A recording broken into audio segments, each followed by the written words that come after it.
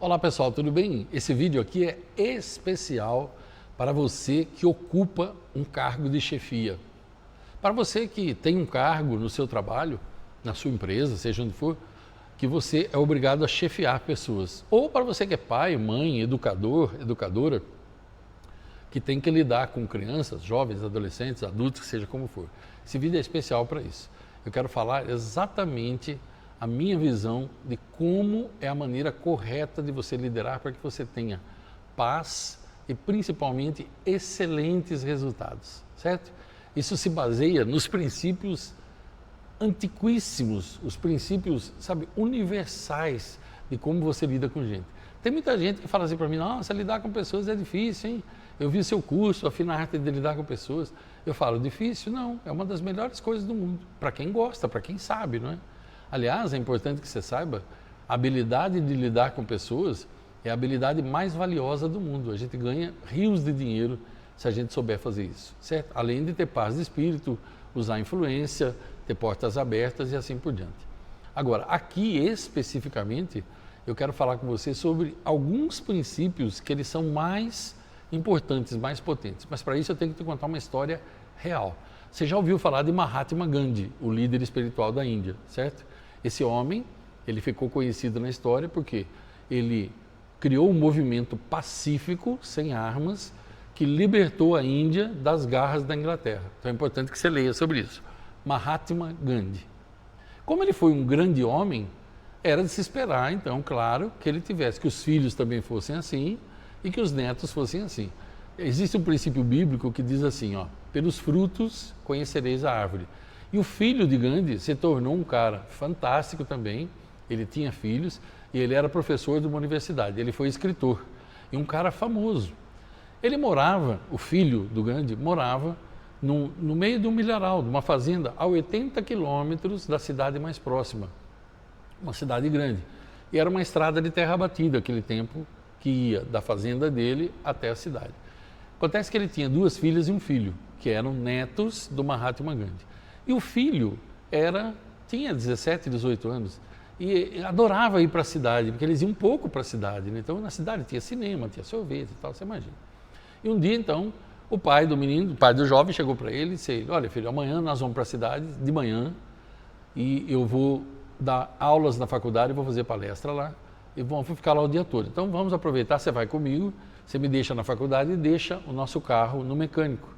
Aí à tarde você pega o carro e me busca na faculdade para a gente voltar antes de escurecer. E o jovem quase nem dormiu de excitação, né?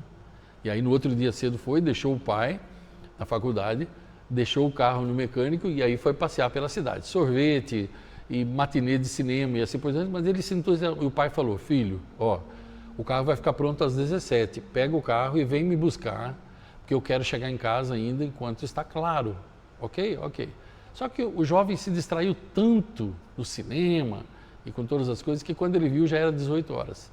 Foi correndo para a oficina, pegou o carro, chegou para buscar o pai, era mais de 18h30. O pai falou para ele, filho, o que aconteceu? E ele falou, pai, o mecânico não me entregou a tempo o carro. Mas o que ele não sabia é que o pai tinha ligado às 17 para o mecânico. Aí o pai olhou para ele e falou, olha, tem alguma coisa errada na maneira como eu estou te criando. Porque você mentiu para mim, você não teve coragem de falar a verdade. Então faz o seguinte, ó, você pode voltar dirigindo, eu vou voltar a pé, todos esses quilômetros aqui, e vou meditar sobre onde eu estou errando na sua criação.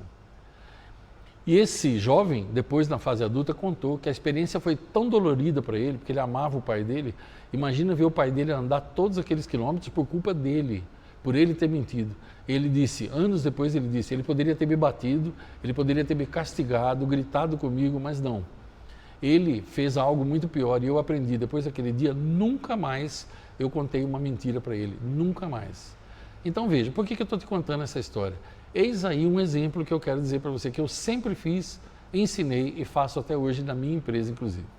Toda vez que alguém hierarquicamente abaixo de mim comete um erro, toda vez eu fico bravo, às vezes fico triste, às vezes a gente fica irritado e tal, mas eu sempre faço o seguinte, ó, não falo nada, olho para mim mesmo e me pergunto, onde foi que eu errei para que essa pessoa tenha errado também? E sempre eu encontro uma resposta. Como assim, Ivan? Quer dizer que a pessoa cometeu um erro, é culpa minha? Ninguém está falando de culpa aqui. Ninguém falou de culpa, a culpa só está na sua cabeça.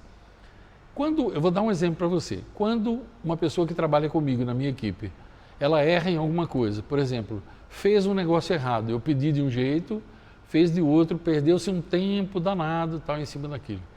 Dá aquela frustração? Dá. Fico bravo? Fico triste? Fico. Não falo nada. Paro. A hora que passa aquela emoção ruim, eu me pergunto, onde foi que eu errei? E eu sempre encontro, às vezes não expliquei direito, às vezes não escrevi o negócio, às vezes não acompanhei, às vezes achei que a pessoa tinha entendido e não acompanhei de perto o negócio. Então, primeiro eu corrijo o erro em mim, depois eu vou conversar com a pessoa. E aí eu falo onde estava o erro e o que a gente pode fazer para melhorar. Entende? Esse é um conselho precioso que eu dou para quem ocupa cargos de chefia. Mesma coisa, quando um filho seu erra, então a mesma coisa. É claro que às vezes você fica triste, você fica chateado, mas sempre faça o seguinte, não haja e nem fale debaixo do poder de emoção. Depois, quando você se acalma, pense, onde foi que eu errei? O que eu não fiz? O que eu fiz e não deveria fazer? Como é que eu posso evitar isso? Principalmente se você fizer 3 perguntas, preciosíssimas. Onde o erro foi gerado? O que causou o erro? E o que eu devo fazer para que ele não se repita? Isso é preciosíssimo, gente. Agora, sair gritando com todo mundo, sair demitindo pessoas, sair punindo pessoas, veja, precisa ser muito inteligente para fazer isso. Você acha que a pessoa precisa ser grandiosa para fazer isso? Gritar com alguém, demitir, punir e tal? Claro que às vezes você vai ter que fazer isso. Quem ocupa um cargo de chefia, muitas vezes vai ter que fazer isso. Mas a questão é a seguinte, você ficar demitindo toda hora, punindo toda hora, onde que você vai parar? E é caro demitir uma pessoa depois de 6 meses que ela está trabalhando. Então é claro que esse vídeo aqui, ele está abordando um aspecto. Eu tenho outros vídeos aqui no canal abordando outros aspectos. E no meu curso, A Fina Arte de Lidar com Pessoas, eu ensino a liderança samurai, que é bem mais profunda. Agora, eu pergunto para você, você tem coragem de deixar o seu like ou dislike?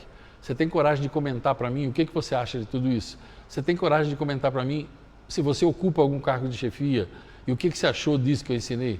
Você tem coragem de dizer para mim se algo aqui te ajudou, algo nesse vídeo foi útil para você? Porque é para isso que eu gravo. Não é para ditar regra para ninguém, é simplesmente para tentar ajudar. Você tem coragem de compartilhar com o máximo de pessoas que você puder, para que elas também se beneficiem disso? De repente, para você não significou nada, mas para elas pode significar bastante. São sementes preciosas. Meu nome é Ivan Maia, minha missão de vida é ajudar pessoas a viverem melhor e mais felizes nas 7 áreas de suas vidas. Eu desejo a você longos dias, belas noites, toda a felicidade do mundo. Para você, para as pessoas que te amam e são amadas por você. Até o próximo vídeo.